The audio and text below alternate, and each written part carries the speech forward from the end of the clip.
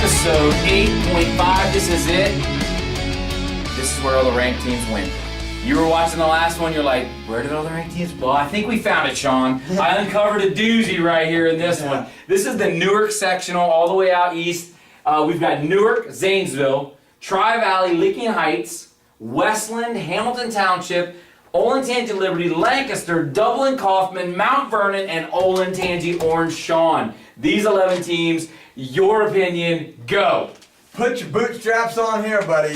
This is going to be a fantastic sectional where some good kids we talked about in the past, some good kids are just not making it to Derby because they're going to get bottlenecked up at some of these weights. But if any sectional are going to have as many teams as pick them, there will be 30 teams in this sectional. My God, I think the first 15 schools to pick today all wanted to go to Newark, and one coach was like, hey, what's going on with Newark over there? They have this like great buffet we don't know about. It was kind of comical for us coaches because seriously, the first 15 schools are like Newark, Newark, Newark, Newark, Newark, Newark, Newark, Newark.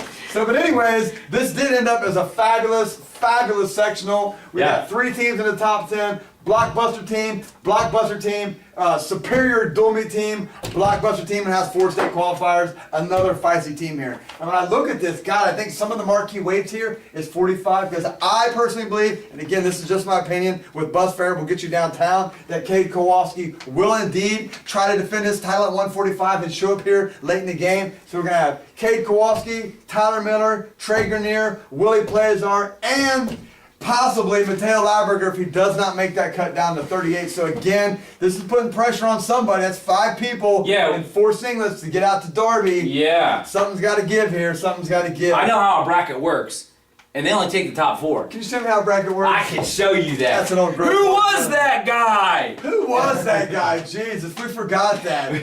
Anyways, that's another coaches meeting joke there. Yikes. 52 is also going to be a ton. You got Connor Thomas from Liberty. Yeah. A former state alternate is there.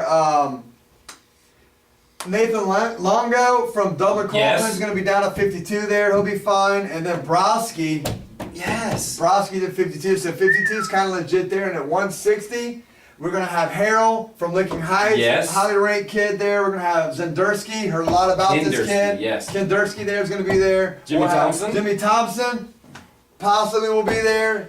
And then the district favorite there for a minute there, Lane Hink will be there as well. So that's another way where these guys better tread lightly to not hiccup and not be there. But again, I think these 4 teams here are just going to be great. I think the big loser here is Liberty. I was kind of surprised they went here. I really thought these guys were going to be at Marysville, but Coach Marinelli obviously knows more about wrestling than I can ever think about. He knows his team better than me. He sees something he liked here, but man, these 4 teams are really going to score a lot of points and really take a lot of spots out of this sectional. And again, you throw in a solid team like Orange. Couple weight classes for Licking Heights. Tri-Valley with a good 1345. Newark's got a good 32-220. Westland is one of the only teams in all these tournaments to have a full lineup. Yeah. We talked about that earlier. So they're going to be, I mean, this really is a blockbuster. If you're anywhere in the northeast part of our district. Straight east. On sectional Saturday, man. You like that? Yeah. Sectional Saturday? Ooh, hashtag it's sectional Saturday. I would go to Newark when I'd never wanted to drive there in a million years. But